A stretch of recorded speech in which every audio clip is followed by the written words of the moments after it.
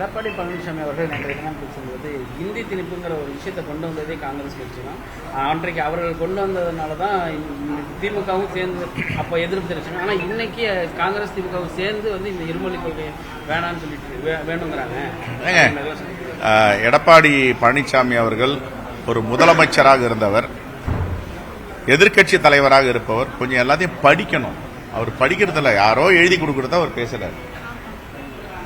எழுதி கொடுக்கறத பேசுறவருக்கு போயிட்டு எப்படி வரலாறு தெரியும்? MC சம்பத் அவர்களும் திருவண்ணாமலை நாடாளுமன்ற உறுப்பினர் தர்மலிங்கம் அவர்களும் 2 பேரும் சென்று ஜவஹர்லால் நேரு அவர்களை சந்திக்கிறார்கள்.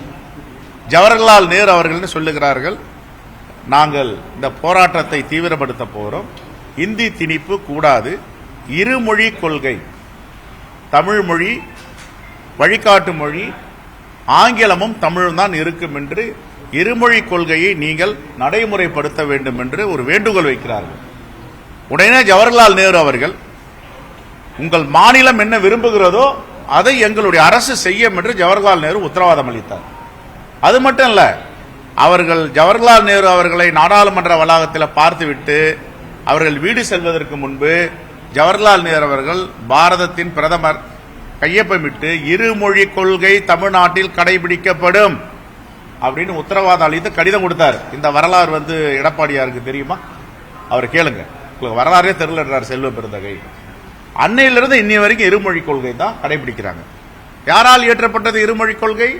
ஜவஹர்லால் நேரு அவர்களால் கொண்டு வரப்பட்டது. இந்த வரலாறு தெரியாம யார் யாரோ சொல்றாங்க, எழுதி கொடுக்கறத படிச்சுக்கின்றதா காங்கிரஸ் தானே. நாங்க எங்க மும்மொழி கொள்கை கொண்டு வந்தோம்? ஆரம்பத்தில் ஒரு கருத்து நிலவியது. போராட்டங்களுடைய எதிரொலி எப்பவுமே வந்து ஒரு வினைனா அதுக்கு எதிர்வினை இருக்கும். அதை புரிந்து கொண்டு திரும்ப பெறுவன் தான் மனிதன், திரும்ப பெறுவன் தலைவர்கள்.